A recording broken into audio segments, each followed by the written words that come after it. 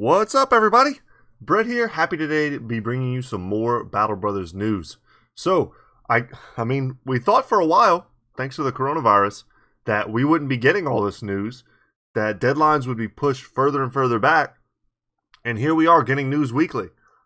I'm super excited. Today's update is called Smaller Things Devblog 136, and it is indeed about smaller things, but I think it's still pretty cool stuff to check out. So, the next update to Battle Brothers will introduce not just major new gameplay features, many of which we've already talked about, but will also include countless smaller additions and improvements.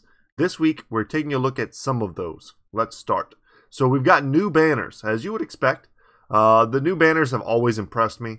I thought that the Beast and Exploration was great, as well as the Barbarian banners are also pretty cool. I kind of wish they added more than like 3 or 4 of them. I wish they added like 5 or 6. I know it's a lot of work. I can imagine it's a lot of work. I guess I don't know. It's a lot of. I've never had to make a banner, but I'm sure it is a lot of work, and a lot of creativity goes into these, and probably even research. This is a very like Babylonian-looking banner to me, like the way the beard is and the hair. Anyway. Naturally, the Blazing Deserts DLC will come with several new banners to pick for your mercenary company. They all sport a southern look and are a good fit for a southern-themed playthrough. We also have a supporter edition again for those who want to support us in developing Battle Brothers above and beyond. As a thank you, you'll get a unique southern-style banner with some extra bling this time. That's very cool. I actually went ahead and zoomed in on these so you can get a better look. This looks like some sort of like pseudo-Arabic along the sides here. Not sure if that's any real language that they're displaying or not. But very cool.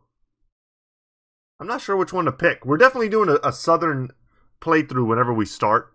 I'm definitely not going to do, you know, some Northern Company Origins. Unless there's some secret awesome one that I don't know about. But these are all very good options. It'll probably just depend on what name strikes me. And then we'll see which banner is kind of fitting of that name. But this is a pretty cool banner as well. So, ambitions. The next update will include some rebalancing on currently available ambitions, but the upcoming DLC will add a whole bunch of new ones. That's great, because I'm getting pretty tired of, you know, the ambitions they currently have. Most of which just involve you trying to collect as much money as possible. So, many of these new ambitions are tailored to specific playstyles. For example, perhaps you're more into trading. There's a new ambition for becoming a trade master, or perhaps you're into banditry and robbing caravans. I'm into both of those things. We've got you covered, because unlocking additional slots for your retinue of non-combat followers requires renown. The system was slightly revised since we last talked about it. These new ambitions also help out with more specialized playstyles that previously had a harder time at accumulating renown. That's great. That really shows that they're thinking about the game and about the way that the people want to play the game. Because nothing is harder for me when I was doing my company origin let's plays. You know, I wanted to be thematic with the way that I played. Like if I'm playing as cultists, I'm not trying to be the savior of the land, right? If I'm playing as the deserters, I think it was thematic for me to have one of the noble houses hate me for the entire campaign. But that's almost impossible to do and play efficiently. But if I'm going to be rewarded for robbing caravans, or even playing a more passive campaign, the Master Trader ambition, that would play well into the Caravan Company origin. I like that a lot. Let's see what it says specifically in this image here. I like that it's also giving you more information. This is great. Gather the amount of 2,000 crowns or more so that you can afford to have a battle standard made for the company. You can make money by completing... Okay, got it. You'll be awarded with a unique item that grants anyone near the wearer additional resolve. Your renown will increase, which means higher pay for contracts and potentially unlocking new types of contracts. So it's more clear, especially if you're a newer player. Some of the mechanics in Battle Brothers are kind of... I would have thought they were intentionally fuzzy, clouded, you know. But these types of changes show that they're realizing perhaps that some of these things are hard to understand, especially for new players.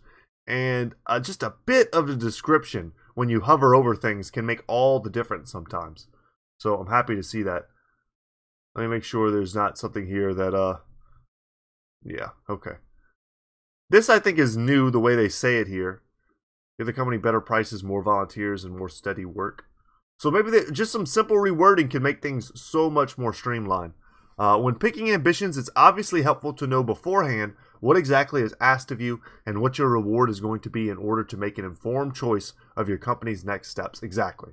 So that's why the ambition selection now includes a detailed tooltip showing exactly that. Because nothing was more frustrating than me in one of my earliest campaigns I ever did, where I took an ambition to gather a ton of gold, and they took like half of it, and I needed it.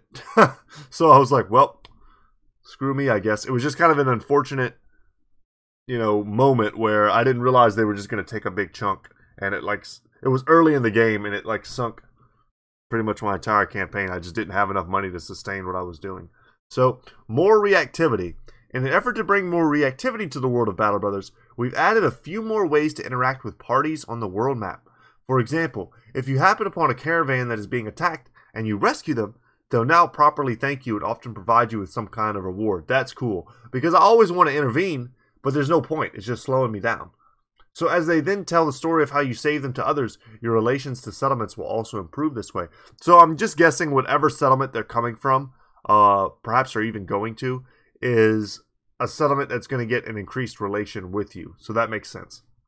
And they even give us an example here. It says, though the battle is over, the hysteria of the saved peasants is just as loud as the carnage which has just passed. Sell swords, oh, our saviors. I gave him a stupid accent. So even a wily merchant understands that if he is saved from total annihilation, then perhaps he best reward his saviors.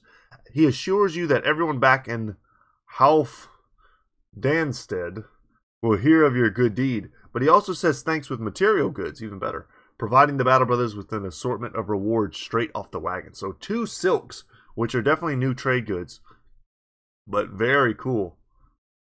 I'm sure that'll be worth something.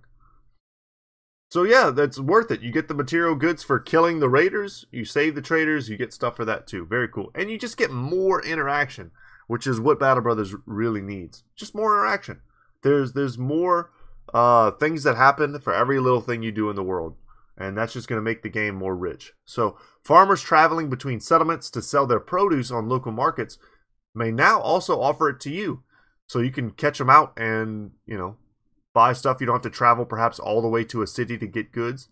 That's convenient for the farmers, as they don't have to travel all the way to the next settlement, but can return early to their loved ones. And it may be convenient for you, as it's a way to get cheaper supplies on the road. Of course, you can also decide to just take it from the farmers by force, after all.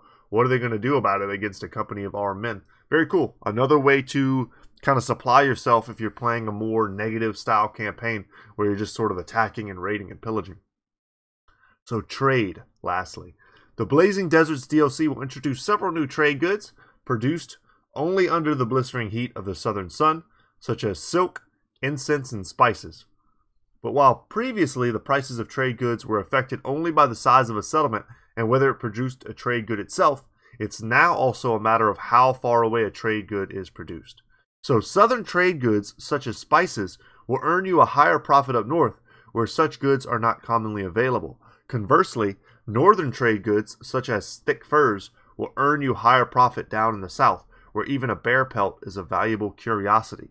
All this makes trading across the continent and across large distances more profitable. That is a great change, guys. So, let's say you're up north, you have some contract or whatever wants you to go south. Maybe you want to go south. Maybe there's a in-game crisis that's happening in the south. Load up on all the northern trade goods you can, and let's say, stop by a couple big cities along the way. You get to the south and you make a fortune. That fortune is there to help you pay for the journey, but also it just makes it more interesting. Few things are more boring in Battle Brothers than going from the east side of the map to the west side of the map and just taking a bunch of random fights in between. It feels purposeless sometimes, and adding another layer of purpose to the game is, for me, I've always said this in all of these videos, that is the most important thing. Giving me a reason to play the game. I need a story, right? Even if it's subtle, like in Battle Brothers, the kind of backdrop of history is also important, right? Which we get through these dreams and little prophecies and interactions with legendary locations and scant dialogue with the ancient dead, right? So you get the backdrop of story and history. You get layers of importance as to what you're going to be doing at any given time. I could be trying to fulfill an ambition while I'm trying to get up north to trade my spices, right? While I'm trying to fulfill a contract, and also along the way I'm going to be raiding. Like there's all these different layers that make the game more and more impressive to me. I don't ever want to be doing just one thing at a time. I want to also be trying to accrue better gear while picking up new camp followers and upgrading my my wagon, and you know, all this different stuff. The moment I have one thing to do, I completely lose interest. You know. So anyway, guys, those are my thoughts today. I also got some good news for those of you who just kind of care about my channel, perhaps care about me. I mean, that'd be cool. And also who follow me in Total War and all things Total War. I was just given early access to the Grum and Eltharion DLC. I'm super excited. I thought I didn't get it. I thought I didn't get in, but I just checked my email this morning and boom, there it is. So I'm gonna hop off of this, upload this, and I'll be making some DLC early access. This is the first time that a game creator has recognized me and allowed me to have early access to their stuff, and I couldn't be happier. Yeah, I'm gonna reach out to the people over who make Battle Brothers and get them to hopefully do the same thing, perhaps with Blazing Deserts. That would be amazing. We don't yet have an exact timeline on when Overhyped Studios will be dropping this, but maybe I can get access before then, show you guys some Blazing Deserts content ahead of the curve. That would be sweet and really great for the channel and everything. I mean, it'd be good for the Discord channel. I mean, it would be great for everything.